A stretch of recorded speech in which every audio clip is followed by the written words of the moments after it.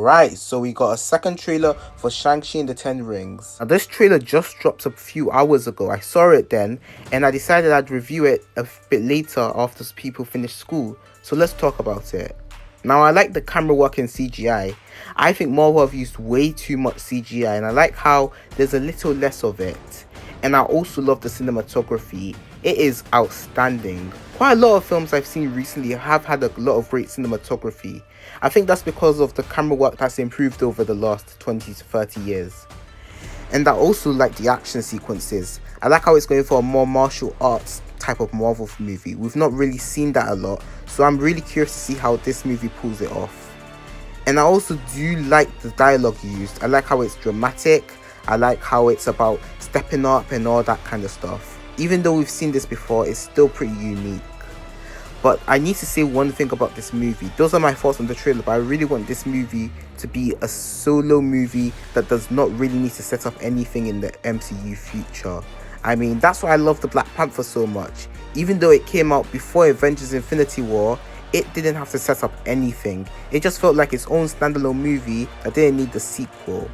So if Shang-Chi can do that and doesn't really need to set up a sequel, then I'd be really happy.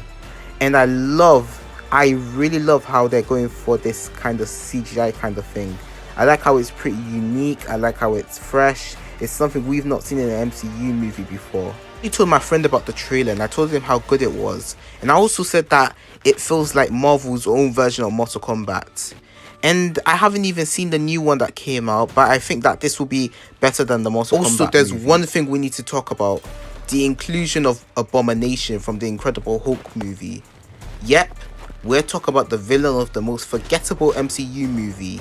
In fact, the MCU movie that doesn't need to exist. I actually don't know why they brought him back. I think it's just to make a reference to the Incredible Hulk film that they did. I don't think it's necessary because that movie was good. It was good for what it was, but it didn't really have its place in the MCU. However, I do think Abomination is in this trailer because obviously Marvel are making a She-Hulk show. And seeing as Tim Roth has confirmed that he's coming back to play the Abomination, I think that's just a reference to that show. And this has totally wrecked my optimism about how this film has to be a solo film that really doesn't need to set up anything. I just hope it's just a little teaser. I really hope it's not like a big thing that Shang-Chi and the Ten Rings doesn't really need to set up big things like what Batman vs Superman did. I just want this to be a solo MCU movie that represents Asian Americans really well. And that's all I have to say about the trailer. That's my take on it. It's not as good as the first one. The first one was a bit more better, but I'm still looking forward to the movie. The trailer has given me some more optimism to see it. So what do you guys think of the second trailer for Shang-Chi and the Ten Rings? Did you like it? Did you hate it?